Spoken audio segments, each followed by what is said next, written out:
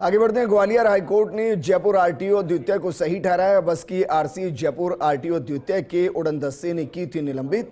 ग्वालियर से खाटू श्याम चलने वाली बस का यह मामला है और बस में कई तरह की गड़बड़ी मिलने के कारण आरसी निलंबित की गई थी। कार्रवाई को गलत बताकर बस मालिक ने ग्वालियर हाईकोर्ट में दी थी कार्रवाई को चुनौती। अब ग्वालियर हाईकोर्ट ने जयपुर आरटीओ द्वितीय की कार्रवाई को माना सही। हाईकोर्ट ने अपने आदेश में कहा, अगर कोई वाहन गड़बड़ी के साथ हो रहा संचालित तो जिस इलाके में संचालित हो रहा वाहन वहां कार्रवाई हो सकती है और कार्रवाई होनी चाहिए।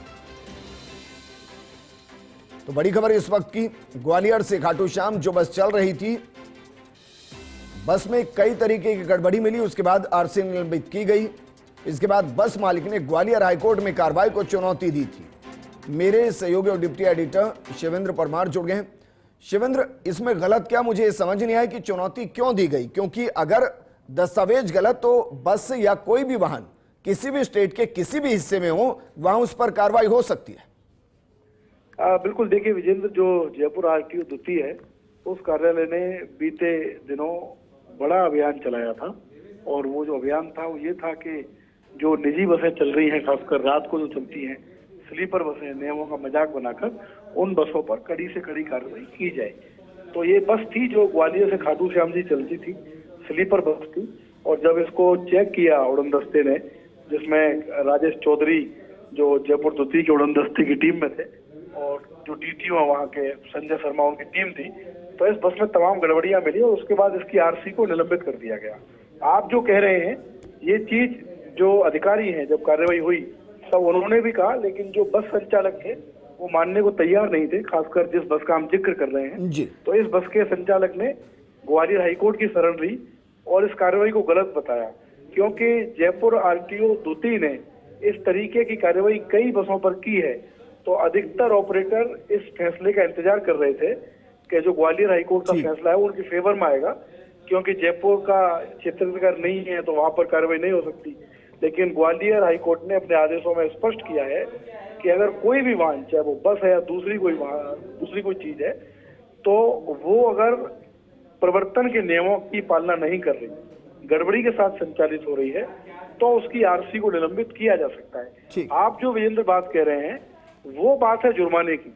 जुर्माना कहीं भी लग सकता है, लेकिन आरसी निलंबित को लेकर कंफ्यूजन था बस ऑपरेटरों में कि क्या अगर मैं जयपुर की गाड़ी लेकर ग्वालियर चला जाऊं तो मुझ पर फाइन लग गया, ये तो ठीक है, लेकिन क्या ग्वालियर का आरटीओ मेरी आरसी निलंबित कर सकता है?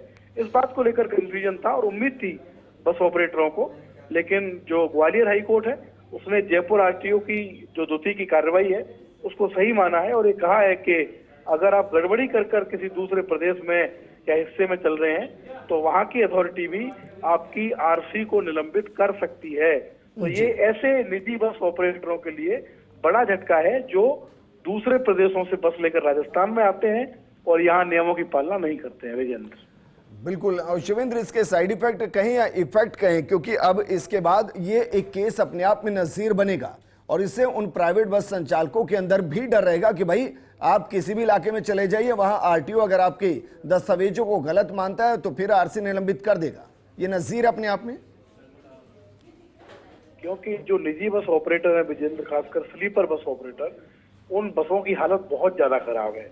ना तो उनकी क्वालिटी बहुत अच्छी है, जानवरों की तरह वो सवारियों को ठूस कर ले जाते हैं और कई बार हमने देखा है कि ओवर हाइट जब बसों में होती है, छत पर लगेज ज्यादा होता है, तो कई बार हाई टेंशन तारों से टकराकर आग जलने की घटना हुई है, कई बार एक्सीडेंट हुआ है। तो ये जो कार्रवाई जयपुर आरटीओ द्वितीय ने की थी वो भी इस तरीके की घटनाओं को रोकने के लिए की थी। लेकिन अब क्योंकि हाईकोर्ट का ये निर्देश आ गया, फैसला आ गया कि आप आरसी भी निलंबित कर सकते हैं, ये इससे कोई फर्क नहीं पड़ता कि उस गाड़ी का रजिस्ट्रेशन कहाँ का है। तो ये फैसला नजीर बनेगा और उम्मीद है कि कम से कम राजस्थान में तो ये फैसला नजीर बनना चाहिए, क्योंकि निजी बसों का जो आतंक है वो बहुत ज्यादा है।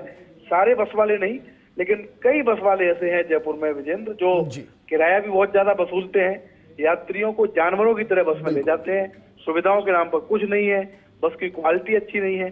तो ऐसे लोगों पर तो कार्रवाई होनी चाहिए जिससे जो शुक्रिया, बिल्कुल शुक्रिया हमारे साथ जुड़ने के लिए और तमाम जानकारी के लिए।